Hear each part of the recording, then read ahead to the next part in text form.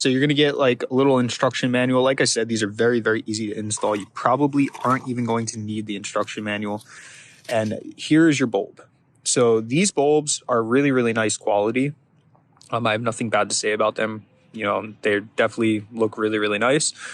So pretty much what you're going to do is when you go to your light on the back side, obviously where the bulb is, you're going to turn to the left, which is going to loosen the bulb, and it's going to come out. And then you unplug your connector, and then vice versa. You put this bulb in and you turn it and you plug it in. Okay. So for my car, I'm not going to pull this old bumper off. I can reach underneath and access my fog lights. So that's exactly what I'm going to do. But guys, I know it's kind of hard to see, but the bulb is right there. And like I said, it just plugs right in. Twist it clockwise to put it in your housing and counterclockwise to take it out. And like I said, it plugs right in. These are definitely really, really nice. They're very bright. Look at how bright that is. That is extremely bright.